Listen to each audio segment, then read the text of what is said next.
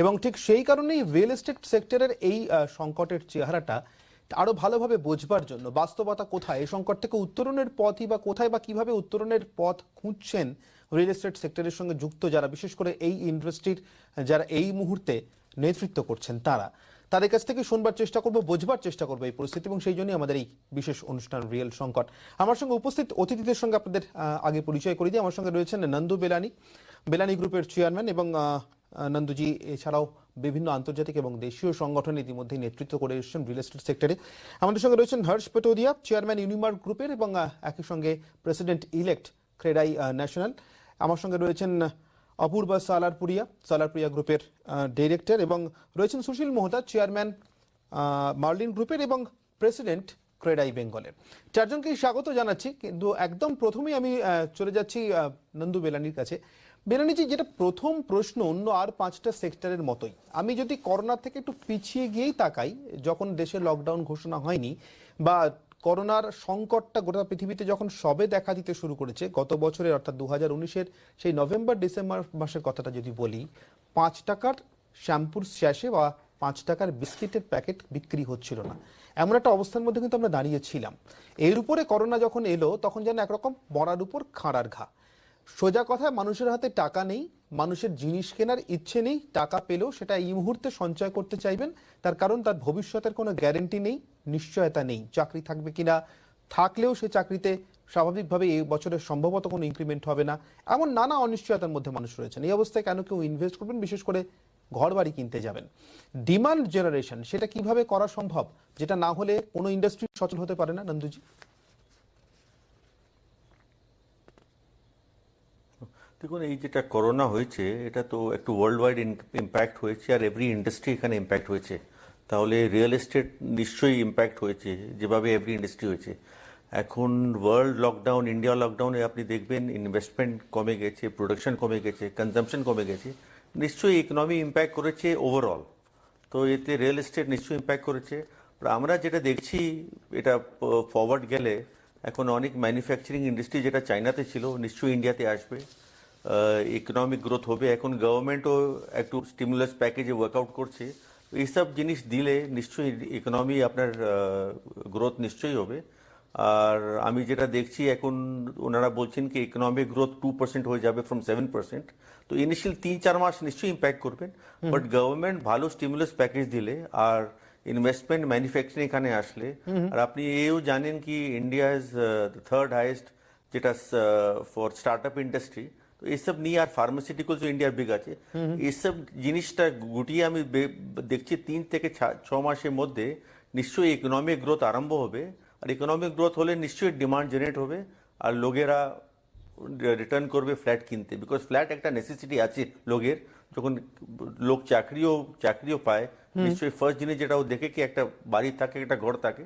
তো এটা দেখলে আমি ভাবছি কি এটা নিশ্চয়ই ডিমান্ড জেনারেট হবেই, 3 থেকে 6 মাস পরে নিশ্চয়ই হবে। নন্দুজি, চেহারাটা একটুখানি বুঝতে চাই। 5 টাকার সাবানের প্যাকেট তো বিক্রি হচ্ছিল না, কিন্তু ফ্ল্যাট কি বিক্রি হচ্ছিল? মানে আমার সোজা কথায় আপনাদের কাছে প্রশ্ন, আমি এক এক করে আপনাদের চারজনের কাছেই আসবো। আনসোল্ড প্রপার্টির যে প্রবলেম, যেটা ভারতবর্ষের অন্যত্র অন্য শহরগুলোতে রয়েছে রিয়েল এস্টেট সেক্টরে, সেটা নির্দিষ্টভাবে আমাদের শহরে, কলকাতা শহরে বা পশ্চিমবঙ্গে কতটা?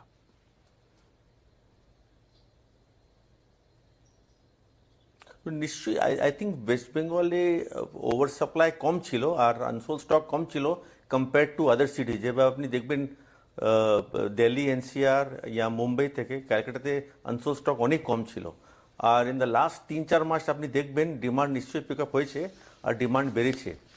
আমাদের কাছে সার্ভে করা আছে কি লাস্ট 3-4 মাসে নিশ্চয়ই ডিমান্ড বেড়েছে। আমি একটু হর্ষজির কাছে আসবো, হর্ষ পটোদিয়া। হর্ষজি, আপনাদের যে এক্সপিরিয়েন্স সেটা কি বলছে? সত্যি কি আনসোল্ড প্রপার্টির প্রবলেমটার মধ্যে আপনারা ছিলেন না? তা যদি না থেকে থাকেন, তাহলে করোনা বা লকডাউন সত্যি সত্যি আপনাদের জন্য কতটা সমস্যা আনলো?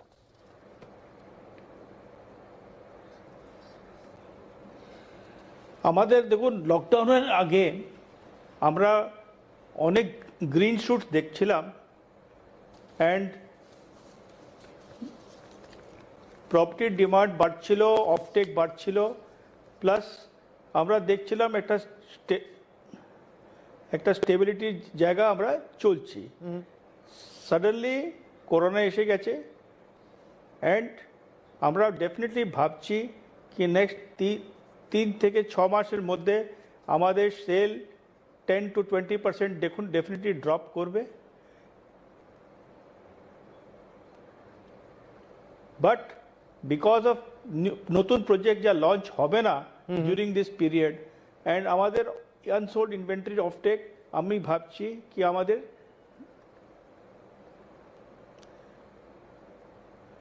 ডেফিনেটলি চলে যাবে।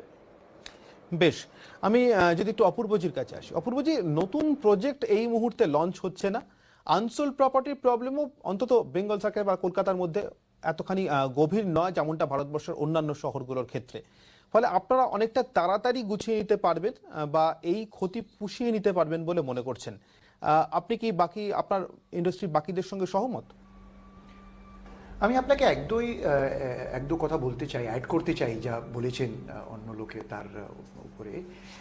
বাড়িতে ভ্যালিউ লোক অনেক ফিল করেছে, নিজের বাড়ি এই জিনিসের ভ্যালিউ লোক লকডাউন, যার বাড়ি না ছিল সে খুব ফিল করেছে।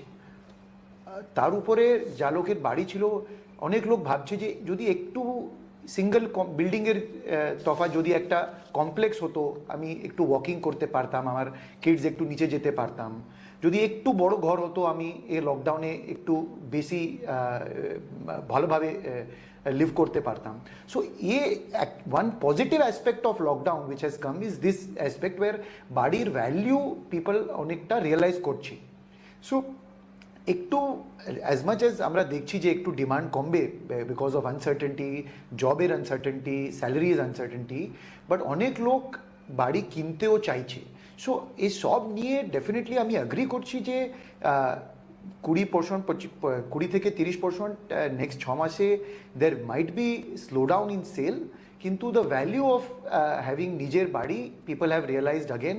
রুটি, কাপড়, মাকান, এই যে বেসিক ভ্যালিউ আছে লোকের, এই ভ্যালিউটা আবার জেনেছেন। আর definitely we will see the positive impact of this as soon as little more certainty এসে যায়। বেশ, আমি একটু সুশীলজির কাছে আসি। সুশীলজি, আমি অপূর্বজির কথা ধরেই বলবো, রুটি, কাপড়া আর মাকান, কিন্তু যদি একটু খেয়াল করে দেখেন তাহলে আসছে কিন্তু এই ক্রোনোলজিতে রুটি, কাপড়া, 3 নম্বরে মাকান। তো রুটি আর কাপড়ার নিশ্চয়তা থাকবে, তবে না মাকান। মনে হয় আগামী 3 মাস, 6 মাস, 1 বছরের মধ্যে রুটি কাপড়ার নিশ্চয়তা এতটা পাবেন মানুষ যে মাকান কিনতে যাবেন? দেখুন, ফেব্রুয়ারি মাসে যা ইন্ডাস্ট্রিয়াল প্রোডাকশন ছিল, that was a record in India for many months to come, which in past, and it is a sudden thing which has happened, but that is not going to be permanent. We Indians are quite resilient, and we will overcome stronger from this epidemic. And যেটা আমার অন্য বন্ধুরা যা বললেন কি there is a silver lining that lot of companies are looking at India. So maybe that 1 quarter or 2 quarter we might have problem, but ultimately by living at home, people have realized this time that a home can be a better investment than stock or bond or bank deposits. We have seen the bloodbath in stock exchange, etc. And secondly, that while staying at home, লোকজন এটা দেখেছে কি একটু ভালো বাড়ি, একটু মানে একটু বেটার যেখানে ওয়ার্ক ফ্রম হোম করা যায়। এখন তো বাচ্চারা স্কুলের ক্লাস, কলেজের ক্লাসগুলো এইখানে বাড়িতে বসেই হচ্ছে, কাজও বাড়িতে বসেই হচ্ছে। তো সবাই একটু মনে হচ্ছে বোধহয় একটু রুম এক্সট্রা হলে ভালো হতো, বা একটু ওয়ার্কআউট করার জন্য একটু ট্রেডমিল লাগিয়ে নিতাম। বা দেখুন, it's not that everybody is absolutely hand to mouth. There are lot of people, they have money. মানে অনেক আছে আমাদের মিডল ক্লাস যারা সেভিং করে রেখেছে, যারা ব্যাংক ডিপোজিট রেখেছে, বা স্টক ইনভেস্ট করে রেখেছে, বা মিউচুয়াল ফান্ড কিনে রেখেছে, তারা কিন্তু এবার বাড়িতে ইনভেস্ট করবেই করবে। কেন? তাদের এটা একটু ছিল, হ্যাঁ নেব, একটা আর্জেন্সি ছিল না, কিন্তু এখন একটু আর্জেন্সিটা একটু ক্রিয়েট হচ্ছে।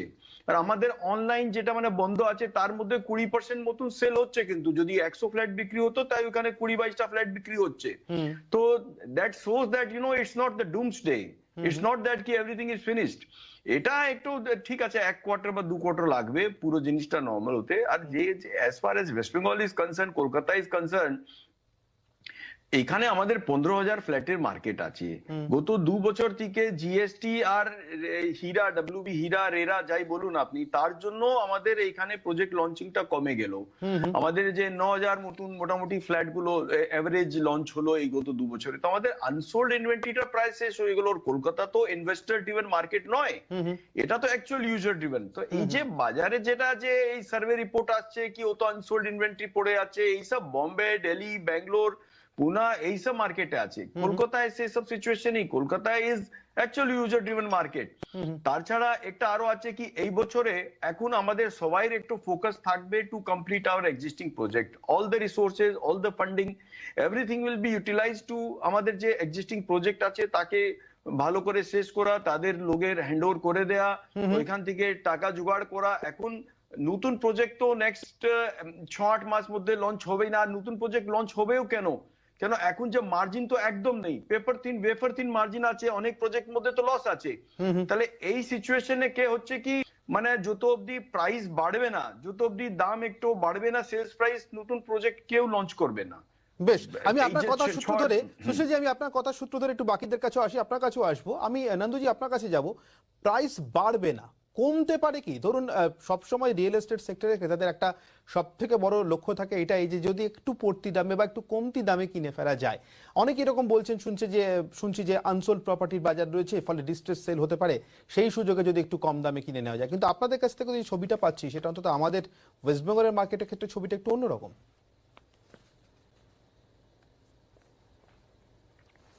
তা এখানে দামটা যেটা কমবে, আমি তো ভাবছি কমবে না। ক্যালকাটা ট্রেডিশনালি মেজরিটি ডিমান্ড যেটা আছে 3 থেকে 6,000 টাকা পার স্কোয়ার ফিটের ডিমান্ড আছে। তো এখানে মেজর কস্ট যেটা আমরা দেখি কনস্ট্রাকশন কস্ট, ওটা তো কমবে না। আর যেটা ডেভেলপার আমরা বাড়ি করি, আমাদের মার্জিন এত থাকে না কি আমরা দাম কমতেও পারি। তো এখানে ডেভেলপারের প্রফিট অনেক কম। তো 3 থেকে 6,000 মেজরিটি যেটা সেল হয়, ওখানে কম করার স্কোপটা কি? স্কোপই নেই ওখানে কম করার। ডেভেলপ তো লস করে সেল করবে না। আর ওই সেক্টরের ডিমান্ড সব থেকে বেশি 3 থেকে 6,000। তো যেটা আমি বলতে চাইছি কি দাম কম করার কোনো চান্স নেই। 3 থেকে 6 মাস একটু স্লোডাউন থাকবে, 6 মাসের পরে নিশ্চয়ই সেল পিক আপ করবে। আর যেভাবে গ্রোথ হবে, ইন্ডাস্ট্রিয়াল গ্রোথ, ইকোনমিক গ্রোথ ইন্ডিয়ার হবে, নিশ্চয়ই বাড়বে। বাট দাম কম করার কোনো চান্সই নেই, এখানে হবেই না, নিশ্চয়ই হবে না। আমি একে একে অপূর্বজি এবং হর্ষির কাছেও আসবো। অপূর্বজি, দাম কমার তাহলে ফ্ল্যাটের কোনো সম্ভাবনা নেই? অ্যাবসলিউটলি আমি অ্যাগ্রি করছি যে নন্দুজি বলেছেন যে যে অবস্থা আছে লাস্ট 3 বছর, industry has been anyway suffering a lot. আমরা রক বটম এক প্রাইসে আছি। এখানে প্রাইস কমবার স্কোপ নেই। অনেক project already with the additional cost of the lockdown, অনেকগুলো project already are going into the loss situation. So price কম করবার স্কোপই আছে না। কিন্তু definitely on the other hand labour যে চলে যাচ্ছে, অনেক লেবার ফেরত আসবে না, তো লেবার কস্টটা বাড়বে। এখন তো প্রাইস ইনক্রিজ করার যে মতন কোনো অপশন আছে না। কিন্তু আমার মনে 6 মাস 9 মাস পরে অপশন থাকবে না লোকের কাছে, বিল্ডারের কাছে, apart from increasing price marginally. সেটা আউট অফ ডিস্ট্রেস আমাকে করতে হবে 6 মাস পরে না। তো আমার এই ব্যক্তিত্ব যে এখন প্রাইস ডিক্রিজ করার, অলরেডি আমরা রক বটম প্রাইসে আছি, খুব বেশি স্কোপ নেই। কিন্তু আমরা যে করেছি, আর অনেকগুলো builder including all the people on the, আমরা যে করছি এখন, আমরা প্রজেক্টের লোককে বলছি যে যদি তোমরা এখন বাড়ি কিনো, আমরা তোমাকে প্রাইস গ্যারেন্টি দিচ্ছি। অনেকগুলো প্রজেক্টে হচ্ছে কি আমরা প্রাইস কম করব না, আর যদি করব তোমাকেও বেনিফিট দিয়ে দেবো পরে। তো এই বেনিফিট দিয়ে আমি দেখছি যে ইন ওয়ান পার্টিকুলার প্রজেক্ট আমরা দেখেছি লাস্ট 15 দিনের আমরা 9 ফ্ল্যাট সেল পেয়েছি। Of course this were all customers যারা অলরেডি ফ্ল্যাট মডেল ফ্ল্যাটে দেখে গেছে, অলরেডি মন করে নিয়েছিল, কিন্তু ওয়েট করতেছিল যে কি প্রাইস ফল করবে। আর প্রাইস গ্যারেন্টি দিতে ইমিডিয়েটলি আমরা দেখেছি যে কনভার্জন হয়েছে। So I think this is one trend যে আসবে, যে builder for short period people to incentivise buying in the lockdown period, আমরা price guarantee of some sort for 6 months 1 year এই ট্রেন্ড আসছে, क्योंकि প্রাইস ডিক্রিজ করার স্কোপই নেই। বেশ, আরেকবার সুশীলজির কাছে ফিরব। সুশীলজি, প্রাইস কমার কোনো লক্ষণ নেই এবং আপনারা বলছেন মূলত ইউজার ড্রিভেন মার্কেট পশ্চিমবঙ্গ এবং কলকাতা। যদি আপাতত কলকাতা এবং পশ্চিমবঙ্গের মার্কেটে আমরা একটুখানি মনোনিবেশ করি আমাদের রাজ্যের ক্ষেত্রে, সেক্ষেত্রে এই মানুষগুলো যে আবার কিনতে আসবেন বাড়তি দামে না হোক অন্তত একই দামে কিনতে আসবেন এবং এই ঝুঁকি, পেশাগত ঝুঁকি, চাকরি চলে যাওয়ার কাজ হারানোর ঝুঁকি, সমস্ত কিছু নিয়েই আবার যে কিনতে আসবেন, এটা কি পুরোপুরি আপনারা স্বতঃস্ফূর্ততার হাতে ছেড়ে দিতে চাইছেন, স্পন্টেনিয়াসলি ফেরত আসবেন, নাকি আপনাদের মনে হয় সরকারেরও এমন কোনো পদক্ষেপ করা উচিত যাতে অন্তত রিটেল পারচেস যারা করেন তারা আরো বেশি করে ফ্ল্যাট কিনতে, সম্পত্তি কিনতে উৎসাহিত হন? দেখুন, real estate is one of the very big sector for generating revenue and employment. Real estate থেকে 300 ইন্ডাস্ট্রি, স্টিল, সিমেন্ট থেকে hardware, bathroom fitting, tile, screw, মানে 300 ইন্ডাস্ট্রি সাপোর্ট পাচ্ছি। It is real estate and construction হচ্ছে আমাদের second largest job provider, and in West Bengal আমাদের real estate থেকে second largest revenue contributor. তা and all over world real estate একটু consider করা হচ্ছে to drive back the economy on track. তো real estate can become the engine for the growth and bringing the economy back on track. তো it is very important, and government, both central and state government, এদেরকে একটু realise করতে হবে কি real এস্টেটকে আবার একটু ভালো করে পুশ করে এটাকে যেতে, মানে এখানে ট্রানজেকশন হো, এখানে বিক্রি হো, তার জন্য কিছু ইনসেন্টিভ, কিছু এটা গভর্নমেন্টকে দেওয়া উচিত। যেমন আমরা যা সরকারকে রিকোয়েস্ট করেছি কি যে 1 বছরের জন্য আপনি জিএসটিটা মুকুব করে দিন, বা স্ট্যাম্প ডিউটিটা 50% করে দিন বা কম করে দিন, তাতে মানে ফর এ টেম্পোরারি পিরিয়ড। আমরা সব দিনের জন্য চাইছি না, আর আমরা নিজের জন্য চাইছি না, আমরা আমাদের কাস্টমারের জন্য চাইছি। তাতে কি হবে কি কাস্টমার এটা কিনবে, কিনতে গেলে কি হবে আমাদের কনস্ট্রাকশনটা বাড়বে, কনস্ট্রাকশনটা বাড়লে ওই লেবার জব পাবে। কেন আমাদের ক্ষেত্রে, আমাদের সেক্টরে সব থেকে বড় চিন্তার বিষয় হচ্ছে আমাদের 95% ওয়ার্কার্স আর ডেইলি বেজ ওয়ার্কার। আমরা তো কন্ট্রাক্টরকে পার স্কোয়ার ফিট বা আইটেম রেটে পেমেন্ট দিই। এইবার এই যে কন্ট্রাক্টর তো ডেইলি বেজ ওয়ার্কার, তো নো ওয়ার্ক নো পে। তারা তাহলে এই সিচুয়েশনে ইট is very important that those worker should get the job, and এই যে ইন্ডাস্ট্রি গুলো আছে তার কনজাম্পশনটা হোক, তাহলে ইকোনমি একটু ট্র্যাকে আসবে। তাহলে ইট ইজ ভেরি ইম্পর্টেন্ট আমাদের সরকারদের জন্য, দুজনই, ওই স্টেট এন্ড সেন্টারের জন্য, to bring some package for supporting the industry, যাতে ইন্ডাস্ট্রিকে সাপোর্ট করে সরকারে একটু ইন্ডাস্ট্রিকে বা ইকোনমিতে ট্র্যাকে আনতে একটু সুবিধা হবে। দ্বিতীয় জিনিস আমি দেখেছি কি আপনার তো অলরেডি ইন্টারেস্ট রেট তো lowest, home loan interest rate lowest আছে। এর ছাড়া ডলার যদি রেট আপনি দেখেন, এখন এনআরআই কাস্টমার অনেক আছে, অনেকরা বিদেশ থেকে ফিরছে, প্রায় 4 লাখ লোককে গভর্নমেন্ট আনার লোক রেজিস্ট্রি করেছে নিজেকে আসবার জন্য। অনেকের খুব খারাপ এক্সপিরিয়েন্স হয়েছে ওইখানে, মিডল ইস্টে পার্টিকুলারলি, অন্য স্টেটে, অন্য কান্ট্রিতে, বা অন্য স্টেটে অনেকরা যে গিয়ে আটকে গেছে, তারা হয়তো ফেরত আসবে ওয়েস্ট বেঙ্গলে। ওরা হয়তো বলবে কি ভাই ঠিক আছে আমার কম একটু মাইনা হলেও আমি এখানে কাজ করব। তারা তো একটু ইনকাম সেভিং নিয়ে আসছে, তারাও কিনবে। আর এখন এই ডলার টু রুপি প্রাইসে this is the best time to buy for them also. তাহলে এইগুলো নিয়ে, আর প্লাস যদি ইন্টারেস্ট রেট, আর প্লাস যদি সরকার যদি কিছু করে দেয়, তাহলে একটু মোটামুটি within 3-4 months we will see that at least 50-60%, 70% market recover করে যাবে। আর আই থিঙ্ক বাই পুজো দিওয়ালি মোটামুটি পুরোটাই ট্র্যাকে চলে আসবে, এটা আমরা একটু আশা রাখি। খুব ইন্টারেস্টিং পয়েন্ট পেলাম সুশীল জি আপনার কাছ থেকে। আমি তো হর্ষজির কাছে যাবো। হর্ষজি, যারা ফিরছেন বিদেশ থেকে, তারা বিদেশে আবার ফিরতে পারবেন কিনা নিজের কর্মক্ষেত্রে, সেই অনিশ্চয়তা, এবং করোনা উত্তর পৃথিবীতে কি অবস্থা দাঁড়াবে, ফেরার মতো পরিস্থিতি থাকবে কিনা, সেখান থেকেও হয়তো দেশেই থেকে গেলেন এবং এখানে হয়তো নতুন করে সম্পত্তি কেনার দিকে এগোলেন। তাহলে বলছেন এই সংকটের সময় আপনাদের কাছে নতুন সুযোগও নিয়ে আসতে পারে?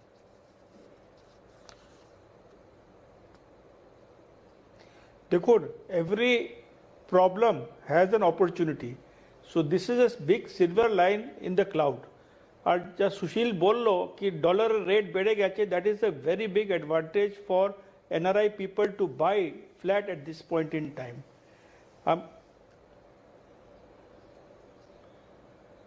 ডেফিনেটলি এই সুযোগ ফর রিয়েল এস্টেট ইন্ডাস্ট্রি খুব ভালো, অ্যান্ড আমরা রিকোয়েস্ট করেছি সেন্ট্রাল গভর্নমেন্ট অ্যান্ড স্টেট গভর্নমেন্টকে to incentivise, give some incentives for our customers so that they can come back to the market earlier, and ये industry to revive हो जाए, which we can give back jobs to the labor and give kick start to the economy for all the sectors in the linkage. একেবারে। আমি একটু অপূর্বজির কাছে যাই। অপূর্বজি, MSME sector নিয়ে অনেক কথা হচ্ছে, আমি আপনাদের কথা সূত্র ধরেই বলছি, সুশীল বাবু বলছিলেন যে অন্তত 300 ইন্ডাস্ট্রি ডিপেন্ড করে রিয়েল এস্টেটের উপর। নিশ্চয়ই এমএসএমই সেক্টরে প্রচুর মানুষের কর্মসংস্থান হয়, কিন্তু রিয়েল এস্টেটের উপরে সরাসরি এবং তার উপরে ডিপেন্ডেন্ট হয়েতে যে বিরাট আনঅর্গানাইজড লেবার ফোর্স আমাদের দেশের রয়েছে ডিপেন্ডেন্ট হয়ে, সেই জায়গা থেকে সরকারেরও কি একটু বিশেষ দৃষ্টিভঙ্গি দরকার? আমি বলছি in both terms of central and state governments.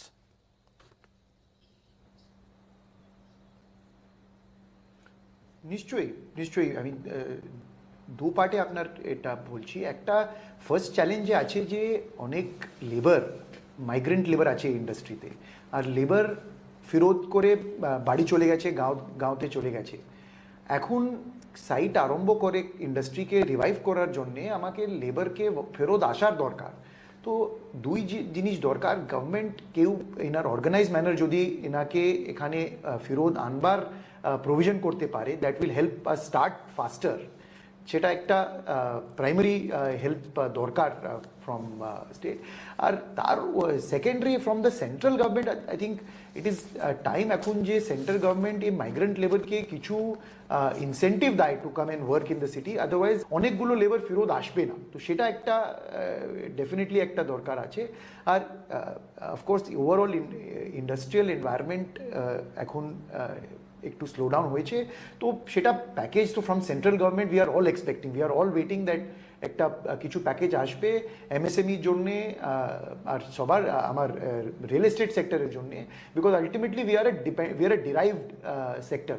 R demand comes from the overall economy. তো আমরা ডেফিনেটলি ওয়েট করছি for a appropriate package to come from central government. আমি একটু নন্দুজির কাছে যাই। নন্দুজি, ঠিক কি ধরনের প্যাকেজ আসলে এই মুহূর্তে রিয়েল এস্টেট সেক্টরের সুবিধা হয়? মানে সরাসরি আমি দুটো কথাই বলছি। এক, সরাসরি যে প্যাকেজটা আপনাদের ইন্ডাস্ট্রির কাছে আসবে, অর্থাৎ আপনারা যারা বাড়ি বানাচ্ছেন, সম্পত্তি বানাচ্ছেন, সেটা কমার্শিয়াল পারপাসের জন্য হোক অথবা থাকার জন্য হোক, রেসিডেন্সিয়াল পারপাসে হোক, এবং যারা সেটা কিনছেন, দুপক্ষের জন্যই কি প্যাকেজ দরকার? অ্যাবসলিউটলি, প্যাকেজ তো আই থিঙ্ক দুদিকে দরকার। একটা তো ইন্ডাস্ট্রির জন্য প্যাকেজ নিশ্চয়ই দরকার। আজকে যেটা আমরা লস সাফার করছি আর ডিলে হচ্ছে, লকডাউন হচ্ছে, এর জন্যে আমরা তো ব্যাংকে তো ইন্টারেস্ট দিচ্ছি, আমাদের বিজনেসটা পুরো বন্ধ আছে, पर ব্যাংকে ইন্টারেস্টটা চালু আছে। আই থিঙ্ক এটা একটু আনফেয়ার আছে, কারণ বিজনেসম্যান ইন্টারেস্ট দিচ্ছে আর ব্যাংক ইন্টারেস্ট কামাচ্ছে, আবার বিজনেসটা বন্ধ আছে। আই থিঙ্ক গভর্নমেন্টকে এটা দেখতে হবে। নিশ্চয়ই প্রথম জিনিস যে করতে হবে কি ইন্টারেস্ট ব্যাংকে মরটোরিয়াম হওয়া উচিত, no interest payment till lockdown plus 1 মাস। এটা অনেক ইম্পর্টেন্ট, নাহলে ইন্ডাস্ট্রি, এভরি ইন্ডাস্ট্রি সাফার করবে, নট অনলি রিয়েল এস্টেট। আর অন্য একটা স্টিমুলাস গভর্নমেন্ট দেওয়া উচিত, একটু easy credit for real estate. এখন কি আছে, ব্যাংকেরা কাউকে লোন দিচ্ছে না, কারণ ভয় করছে বিকজ অফ লকডাউন। এবার ব্যাংকেরা কান্ট্রিতে ভয় করে লোন দিতে, তো কে বিজনেসম্যান কোথায় যাবে, ইন্ডাস্ট্রি কোথায় যাবে? ওই দিন খবর কাগজে আমরা দেখেছি সব ব্যাংকটা টাকাটা রিজার্ভ ব্যাংকে দিয়ে দিচ্ছে at 3.5%। তো আমি তো গভর্নমেন্টকে সাজেশন দেবো কি 6% আপনি রিলেজকে টাকা দিন, এভরি ইন্ডাস্ট্রি 6% দিন টাকা। ব্যাংকটা তারপর 2.5% বেশিও কামাবেন, টাকাটা ওনারা পাক করছেন আরবিআইতে মেজরিটি at 3.5%। তো এটা একটু গভর্নমেন্টকে দেখতে হবে। আর অন্য একটা জিনিস করতে হবে, হোম লোন একটু কম করতে হবে ফর বায়ার্স।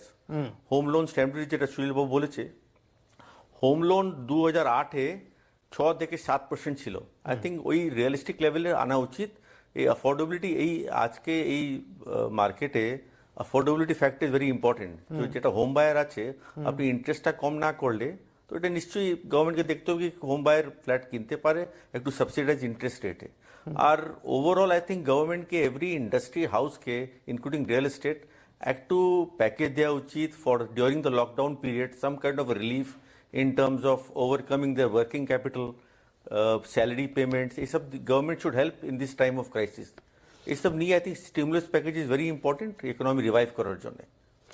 একটা বিষয় আপনাদের সকলের সঙ্গে একটু আলোচনা করতে চাইবো, এটা অনেকে বলছেন, একটু এগিয়ে হয়তো ভাবছেন, কিন্তু অনেকে বলছেন যে পাশ্চাত্যের বিভিন্ন উন্নত দেশে, আমেরিকা বা ইউরোপিয়ান ইকোনমিতেও কিছু কিছু ক্ষেত্রে মর্টগেজের একটা ভূমিকা আছে রিয়েল এস্টেটের ক্ষেত্রে।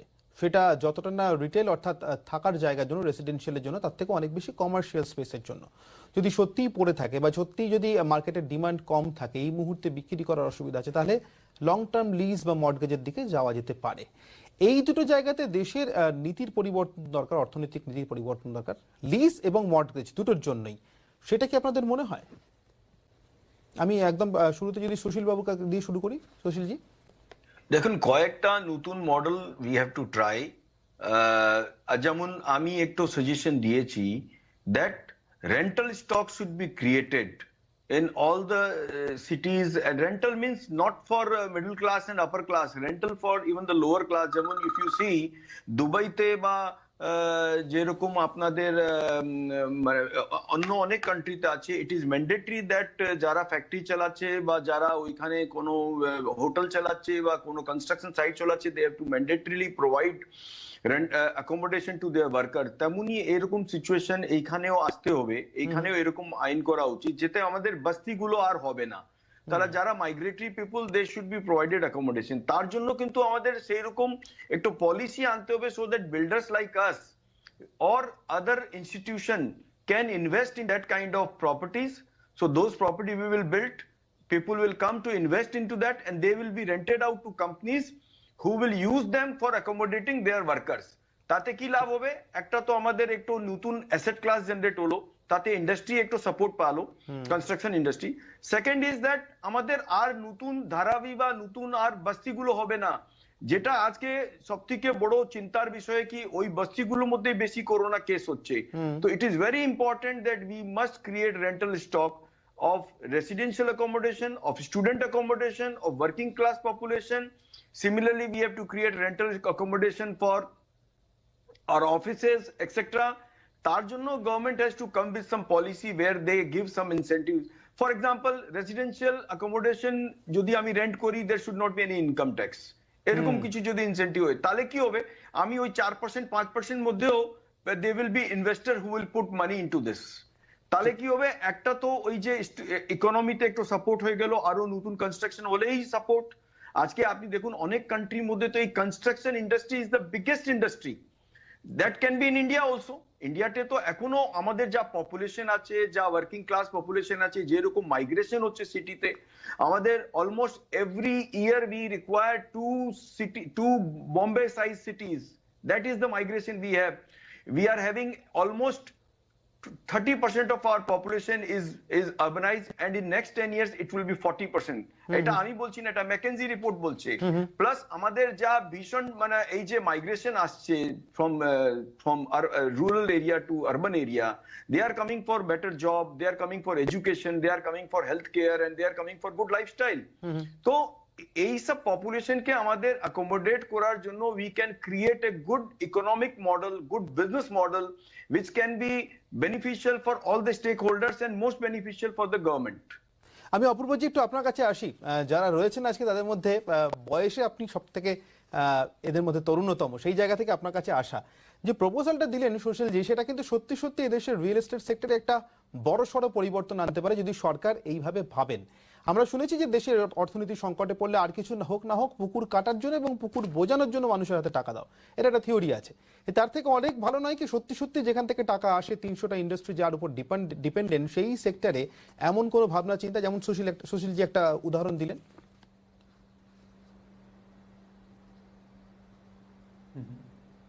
নিশ্চয়ই উনি খুবই ভালো উদাহরণ দিলেন। তাও আমরা ইভেন প্রি কোভিড যে দেখছিলাম যে কো লিভিং, স্টুডেন্ট হাউজিং, এইসব নতুন করে একটা লিজ মডেলের হাউজিং অলরেডি আসছিলাম।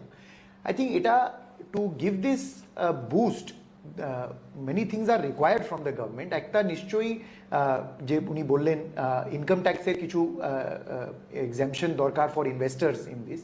সেকেন্ডলি একটা বড় যে দরকার, যে এখন আমার ইন্টারেস্ট রেট আছে ফর বিল্ডার 10%, 11%, 12%, আর রেন্টাল yield হচ্ছে 4%, 5%। সো আনলেস লেন্ডিং কস্ট, যে এই ইন্ডাস্ট্রিকে লেন্ডিং কস্ট কমায় যায়, it is not feasible. So we have to treat real estate industry like an infrastructure industry, allow for long-term financing. Financing should happen for 15 years, 20 years, and financing should happen at infrastructure rates of 5%, 6%. সেটা একটা major requirement আছে।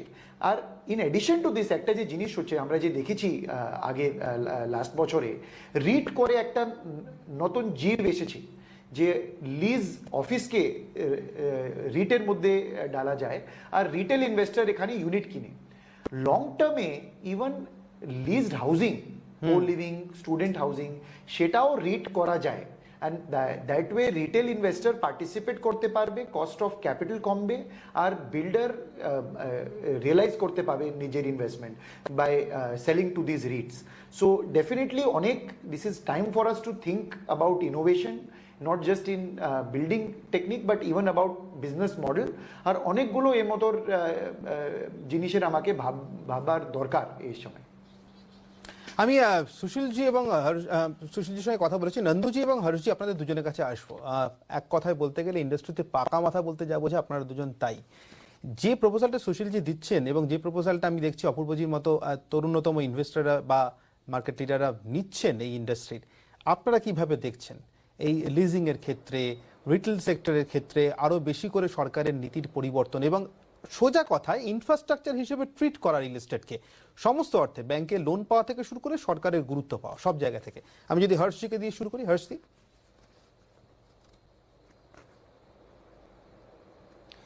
এটা আমাদের real estate ইন্ডাস্ট্রির অনেক দিন থেকে demand চলছে কি রিয়েল এস্টেট ইন্ডাস্ট্রিকে ইনফ্রাস্ট্রাকচার ইন্ডাস্ট্রি ট্রিট করা হোক। অ্যাকচুয়ালি অ্যাফোর্ডেবল হাউজিং যা আমাদের একটা জিনিস আছে ওটা অলরেডি ইনফ্রাস্ট্রাকচার স্টেটাসে এসে গেছে। অ্যান্ড আমরা চাইছি the entire industry, real estate industry, all the asset classes should be treated as infrastructure development. Actually আমরা করছি social infrastructure. Social infrastructure is the most important component of urbanization. We require everything. We require malls, we require hospitals, we require residential, we require education, we require all kinds of asset classes. Eta jodi infrastructure private sector ke encourage kora hok from the government side, both state and central government, I think the entire infrastructure development will increase and amra urbanization এর প্রবলেমটা solve করতে পারবো। And নতুন micro market, নতুন location সব emerge করবে। And যা আমাদের অপূর্ব বলল regarding REITs, that is the way forward for mortgage development of mortgage market and getting investors, retail investors in the real estate investment portfolio.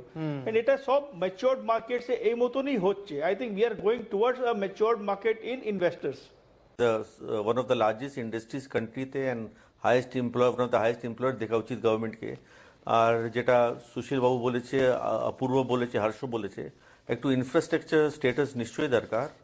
R low, actually ব্যাংকেরা I don't know low interest rate কেন করে না। আমরা দেখি their cost of borrowing and cost of lending অনেক gap আছে। I think এটা কম করা উচিত। একটু বিজনেসকে টাকা না পেলে তো পুরো ইকোনমি ক্র্যাশ করবে। I think business should be looked at with more liquidity দেওয়া উচিত এই স্পেশালি কোভিড টাইমে। আর ইন্টারেস্ট রেট নিশ্চয়ই কম করা উচিত। আপনারা ব্যাংকে, রিজার্ভ ব্যাংকে এত বিগ অ্যামাউন্ট দেবেন 3.5%, ইন্ডাস্ট্রিকে দিন অ্যাট 6 to 8%। দেখুন কিভাবে গ্রোথ হয়। আপনি আমেরিকাতে দেখুন, ইউরোপে দেখুন, lending is available at low rate, তার জন্য ওখানে অনেক প্রসপার হচ্ছে। তো আই থিঙ্ক গভর্নমেন্টকে একটু ওপেন মাইন্ডেড করে এখন কোভিড, পোস্ট কোভিডে টু রিভাইভ ইকোনমি এইসব জিনিস নিশ্চয়ই করা উচিত। রিয়েল এস্টেটকে একটু ইনফ্রাস্ট্রাকচার দেখা উচিত। এটা আমার আই থিঙ্ক অ্যাডভাইস কি এটা হওয়া উচিত। সরকার চাইছে ব্যাংক আরো সহজ শর্তে ঋণ দিক, অথচ ব্যাংকগুলো তার হাতে একটু বাটি টাকা জড়ো হলেই সরকারি বিভিন্ন সুযোগের মাধ্যমে সেই টাকাটা রিজার্ভ ব্যাংকের ঘরে গিয়ে গচ্ছিত রেখে দিচ্ছে মাত্র 3.5%, কিন্তু 6% লোন দিতে আপত্তি। আমি একই সঙ্গে সঙ্গে রিয়েল এস্টেট সেক্টরে আপনাদের আরেকটা সুযোগের জায়গাতেও একটু আসবো, একদম শেষ দিকে চলে এসেছি যেহেতু। মার্কেটিং এর ক্ষেত্রে আপনারা কি করোনার জন্য বেশ কিছুটা এজ পেয়ে গেলেন? ধরুন ওয়েবিনারের মাধ্যমে, ডিজিটাল প্ল্যাটফর্মের মাধ্যমে মার্কেটিং, সেটা কিন্তু এই করোনার আবহে আপনারা করতে বাধ্য হলেন, কিন্তু যা আজকে করতে বাধ্য হলেন 6 মাস 9 মাস পরে, সেটাই কি আপনাদের একটা চালু ট্রেন্ড হয়ে যাবে? গাড়িতে করে নিয়ে এসে দূর থেকে কমিউনিকেট করে, নির্দিষ্ট অ্যাপয়েন্টমেন্ট করে, মার্কেটিং এর জন্য আরো 3টে লোককে এমপ্লয় করে নির্দিষ্টভাবে নিয়ে এসে দেখানোর প্রয়োজন পড়লো না, ডিজিটালি অনেকটা মার্কেটিং হয়ে গেল এই প্ল্যাটফর্মের মাধ্যমে। আমি যদি সুশীলজিকে দিয়ে শুরু করি। দেখুন, এই তো এখন তো যেমন ছিল বিফোর ক্রাইস্ট আফটার ক্রাইস্ট, তেমনি হয়ে গেল আফটার করোনা বিফোর করোনা। ঠিক আছে, এই এসিতে আফটার করোনাতে the life will change, there will lot of new normals. It is just not marketing, everything will change my friend. যেমন আমাদের এখন প্রজেক্টের টোটাল প্ল্যানিংটা আমরা এক জায়গা, আর্কিটেক্ট নিজের অফিসে বসে আছে, স্ট্রাকচার ইঞ্জিনিয়ার নিজের বাড়িতে বসে আছে, বা ল্যান্ডস্কেপ কনসালটেন্ট বসে আছে পুনাতে, আর আমরা আমাদের অফিসে বা বাড়িতে বসে আছি, আমরা একটু প্রজেক্টের টোটাল প্ল্যানিংটা we are able to do, আমরা পুরো প্ল্যানিংটা গুছিয়ে নিচ্ছি ওই জুম কনফারেন্স করে বা গুগল মিটে করে বা অন্য অনেক প্ল্যাটফর্ম হয়ে গেছে যার মধ্যে আমরা টোটাল স্ক্রিন শেয়ার করতে পারি, যার মধ্যে আমরা ড্রয়িংটা শেয়ার করতে পারি, কথা বলতে পারি, নিজের ভিউ বডি ল্যাঙ্গুয়েজ স্টাডি করতে পারি, ফেস স্টাডি করতে পারি। তেমনি নেগোসিয়েশন হচ্ছে, তেমনি আমাদের এখন নতুন অনেক সফটওয়্যার বা অনেক মার্কেটিং টুল চলে এসেছে, যেতে মানে একটু মানুষকে যদি আপনি ফ্ল্যাট দেখাতে চান তাহলে আপনি ওকে একদম লোকেশন পাড়া থেকে, মানে ওই যে মনে করুন আপনি যদি নিউ আলিপুরে কোনো ফ্ল্যাট আছে তো একদম আপনি টলিগঞ্জ ফাঁড়ি থেকে বা এখানে দুর্গাপুর ব্রিজ থেকে বা অন্য যে রাস্তা থেকে গিয়ে টোটাল কি রকম রুট আছে, কি রকম বাড়িতে মানে কমপ্লিট হওয়ার পরে ঢুকবেন, কি আশেপাশে মাহল আছে, আশেপাশে কি রকম এনভায়রনমেন্ট আছে, তার ছাড়া কিরকম এক্স্যাক্টলি, অর্থাৎ তিনি সশরীরে গেলে যা দেখতে পাবেন তার থেকেও বেশি দেখিয়ে দেওয়া সম্ভব ডিজিটাল প্ল্যাটফর্মে। আমি যদি সময় যেহেতু একদম শেষ হয়ে এসেছে, আমি সুশীলজি আপনাকে থামাতে বাধ্য হলাম। আমি একটুখানি অপূর্বজির কাছে, অপূর্বজি আপনি তো আরো একবার বলবো যে যারা রয়েছেন আমাদের মধ্যে আজকে তাদের মধ্যে অন্যতম, সেই জায়গা থেকে আপনি কি এই সুযোগটা, ডিজিটাল প্ল্যাটফর্মের সুযোগটা নেওয়ার ক্ষেত্রে আরো বেশি আগ্রহী, বা আপনিও কি কিছুটা কিউরিয়াস আরো কি কিভাবে নেওয়া যায়? নিশ্চয়ই, আপনি যে বলেছেন খুবই, এই যে আমরা বাধ্য হয়েছি এখন ডিজিটাল প্ল্যাটফর্মে খুব আরও বেশি ইউজ করার। আর কি হচ্ছে যে অনেকগুলো স্টার্ট আপ, আমরাও ক্রেডাইতে একটা ওয়েবিনার, অনেকগুলো স্টার্ট আপে সিচুয়েশন দেখে অনেকগুলো নতুন প্রোডাক্ট তৈরি করছে। আর এখন not only at senior level but entire organisation লোক জেনে গেছে যে digital is the way to go forward. আর like one of the silver lining of this is that entire organization is getting ready for digital. Definitely going forward আমরা digital ভাবে not only sales বা অনেক কিছু দেখবো যে digitalise হয়ে যাবে, তো নো ডাউট অ্যাবাউট ইট। আর আমরা যে দেখছি যে অনেকগুলো স্টার্ট আপের ইম্পর্টেন্স যে রিয়েল এস্টেটে অত ছিল না, অন্য টেকনোলজি ইন্ডাস্ট্রি বা আবার অন্য ইন্ডাস্ট্রিতে স্টার্ট আপের এক বিশেষ জায়গা ছিল, এখন রিয়েল এস্টেট ইন্ডাস্ট্রিতেও আমরা দেখছি যে একটা বিশেষ জায়গা হচ্ছে, কারণ নতুন ইজাদের দরকার। আর ক্রেডাইতেও আমরা ওয়ার্ক করছি উইথ অনেক স্টার্ট আপ, আমরা একটা ওয়েবিনার করেছি জাস্ট লাস্ট উইক, যথায় 3 স্টার্ট আপ এসে প্রেজেন্ট করেছে how to sell with new age digital tools. So definitely this is the way forward and lot more things will come up in this space. আমার সময় যেহেতু একদম শেষ, আমি চারজনকেই ধন্যবাদ দেবো। হর্ষজি অর্থাৎ হর্ষ পাতোদিয়া, নন্দু বেলানি এবং আমার সঙ্গে ছিলেন সুশীল মোহতা এবং অপূর্ব সালারপুরিয়া। চারজনকে অসংখ্য ধন্যবাদ আমাদের সঙ্গে সময় দেওয়ার জন্য। যেই কথা বলে শুরু করেছিলাম, রিয়েল সংকট, সত্যি সংকট আছে এই মুহূর্তে গোটা দেশের অর্থনীতির সঙ্গে, অবশ্যই রিয়েল এস্টেট সেক্টরও সম্পৃক্ত এবং সে কারণেই সংকটের মধ্যে রয়েছেন। কিন্তু যা সংকট আজকের, তা শুধুমাত্রই সংকট নয়, তা নতুন সুযোগ নিয়ে উপস্থিত হয়েছে। মার্কেটিংয়ের খরচ কমানো থেকে শুরু করে নতুন নতুন গ্রাহক বা নতুন নতুন বায়ার, ক্রেতা খুঁজে পাওয়া, সেটাও কিন্তু এই সংকটের সময় তৈরি করছে। শুধু দরকার সরকারি তরফে যে দীর্ঘদিনের রিফর্ম বা অর্থনৈতিক সংস্কার বাকি পড়ে রয়েছে তা যত দ্রুত সম্ভব মিটিয়ে ফেলা, এবং ব্যাংকগুলোর তরফ থেকে আরেকটু সহজ শর্তে সহজভাবে ঋণ পাওয়ার ব্যবস্থা, যা ক্রেতা এবং বিক্রেতা দুজনকেই বাজারমুখী করবে রিয়েল এস্টেট সেক্টরে এই সংকট কাটাতে।